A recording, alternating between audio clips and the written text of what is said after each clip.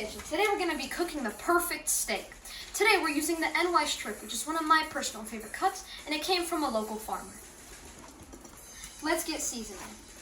The seasonings that we're using today is salt, pepper, garlic, and onion powder, which is my secret spice recipe.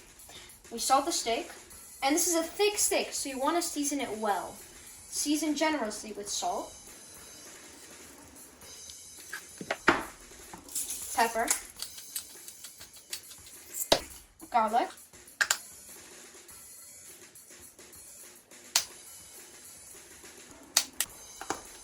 and onion powder. Pat it down. Same thing with the other side. Salt.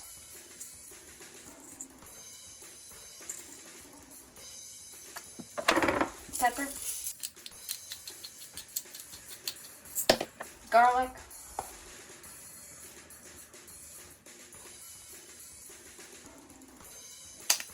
And onion powder.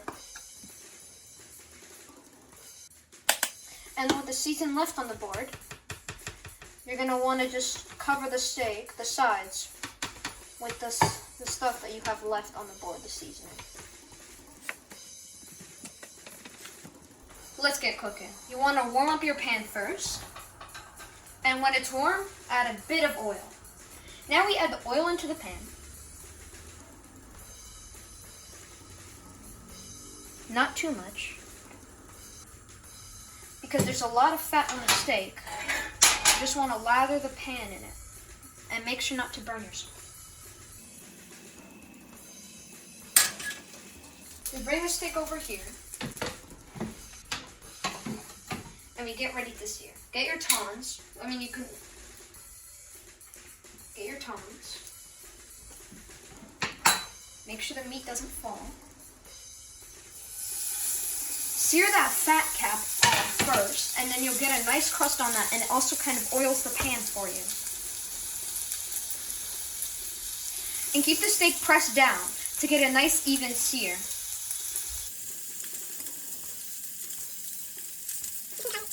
After you get a nice sear, place your meat down in the pan and press it down.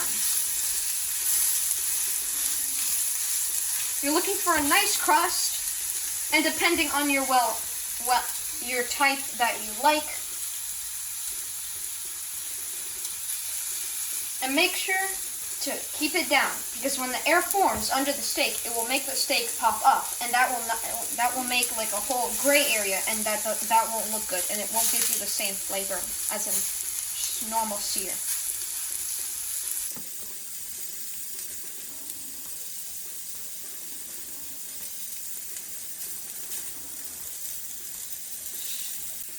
And now we'll flip. The sear will form over time, so if you already have a decently even sear here, you can kind of keep it going on the other side. Make sure to pat it down to make sure you get a nice even sear.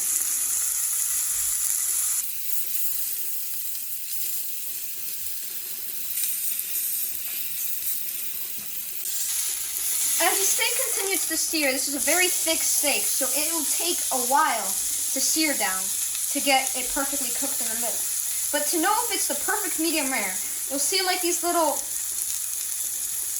meat juices starting to bubble out of the meat, and that's how you know you practically achieved medium rare. Or if you're using a temperature, taking out at around 130, so as it rests, it'll achieve medium rare.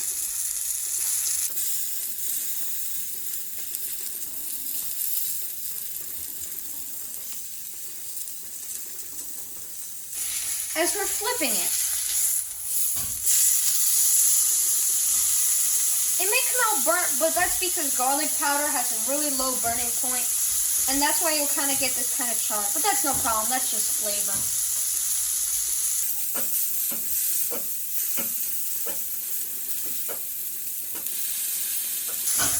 Make sure to keep on pressing it down.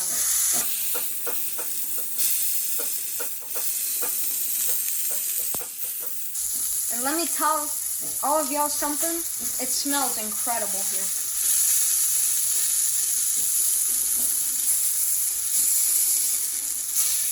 After you get like this decent sear on both sides, you'd want to pick it up from the side and sear this side down.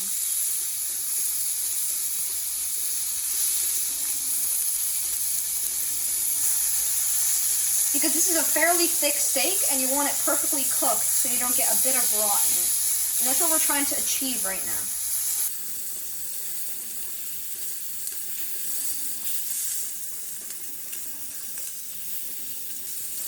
So after you sear both sides, you just want to keep on flipping it as often as possible to not overcook one side. And to get a nice even inside. And as I'm using the thermometer, I will be checking the temperature of my steak.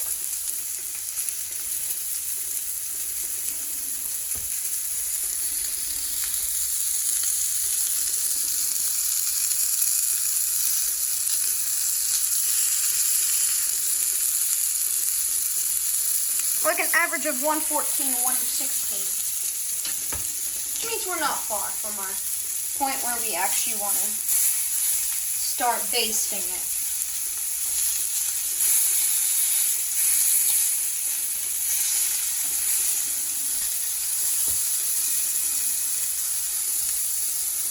Lower the gas if you need to, because sometimes it'll burn. Keep on flipping it. Keep on checking the temperature to your desired doneness. And the cap to my thermometer just fell.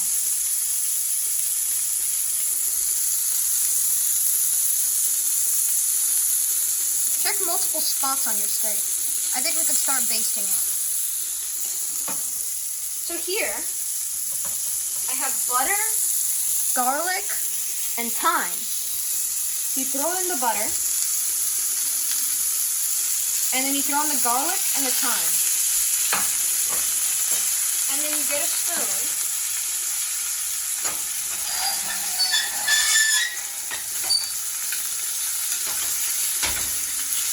And baste the steak.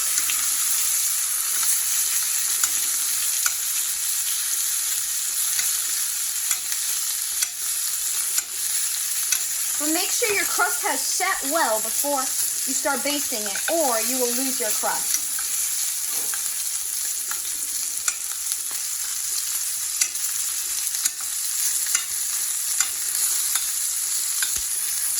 I'm going to flip the steak.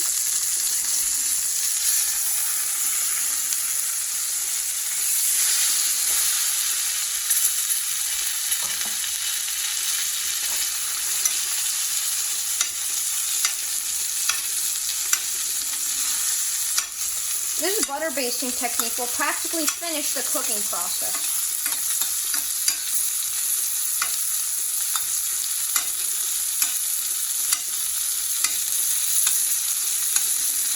And let's check the doneness on our steak.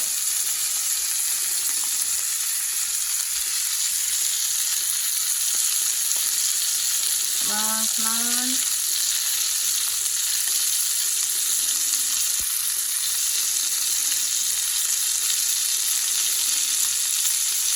We have a good steak. Our steak is ready to be taken off the pan.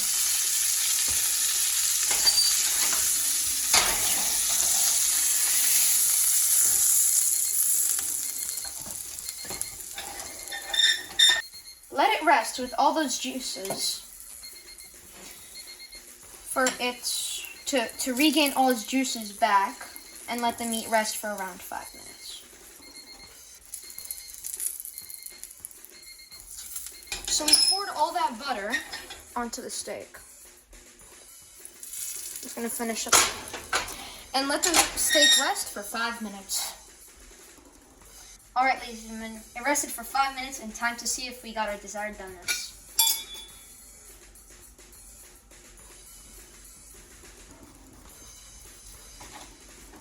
Perfect medium rare.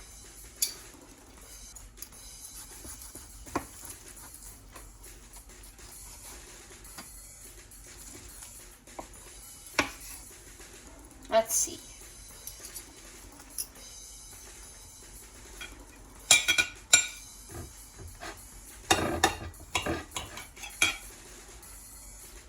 It's very juicy.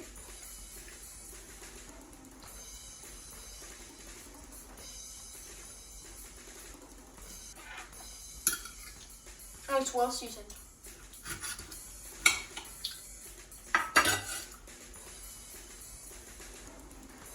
And here you have it, the perfect steak recipe. Try this for dinner next time. It will always get you the perfect steak.